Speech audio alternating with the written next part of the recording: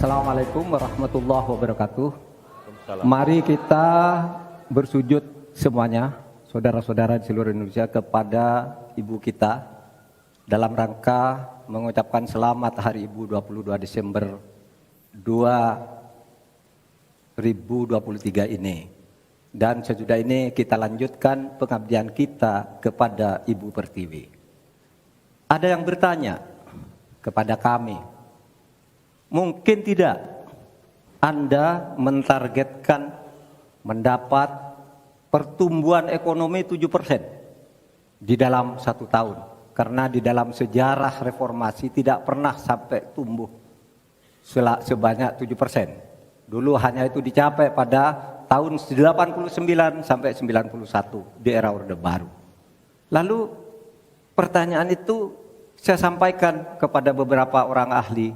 Lalu mereka mengatakan hanya karena kebodohan kita ini tidak bisa menaikkan pertumbuhan ekonomi menjadi 7% karena kita ini kaya raya dengan sumber daya alam dan sumber daya manusia yang hebat.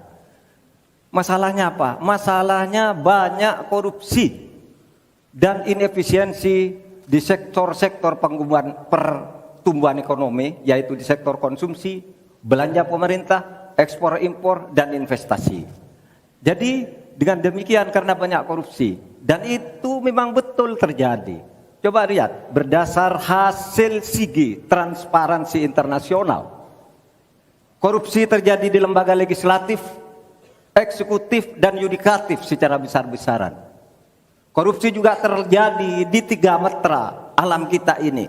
Kita menginjak bumi, ada korupsi di tanah dan pertambangan. Kita ke laut, ada korupsi di masalah kelautan. Kita melihat udara, pesawat terbang kita, ternyata di udara juga banyak korupsi.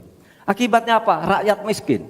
Saya ketemu dengan seorang bernama Teddy dan Joni di Padang. Seorang atau 2 orang pegawai angkutan perusahaan truk menyatakan tidak pernah bisa mendapat subsidi minyak yang disediakan oleh negara karena tidak pernah sampai di korupsi. Saya juga ketemu dengan seorang Sri Wulan, anak kecil di Parongpong, Bandung Barat. Dia mengajak saya main layang-layang. Katanya, "Bapak, saya ingin terbang seperti layang-layang meraih cita, tapi saya tidak dapat."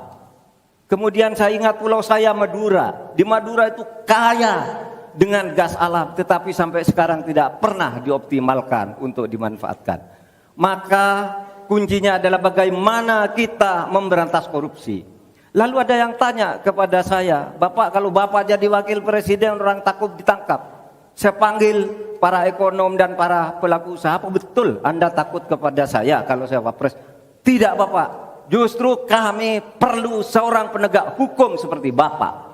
Karena apa? Kami kalau mau investasi di Indonesia ini diperas. Mau berusaha ini diperas. Kalau kami bayar padahal diperas, lalu ketahuan kami ditangkap katanya kami menyuap." Itulah Indonesia ini pada saat ini. Oleh sebab itu, saudara sekalian, kita harus lawan korupsi. Memembang istilah anak muda, "Hai koruptor, kutabrak kau. Hai wir, mundur kau wir. Nah korupsi, setabrak." Saudara sekalian, ini semua dalam rangka agar terjadi pemerataan seperti ketentuan pasal 3 Undang-Undang Dasar. Di Al-Quran disebut kaila yakuna dolatan bainal yang. Jangan biarkan kekayaan itu hanya beredar di antara orang kaya. Waktu Bapak selesai. Habis. Baik, terima kasih Pak Mahfud.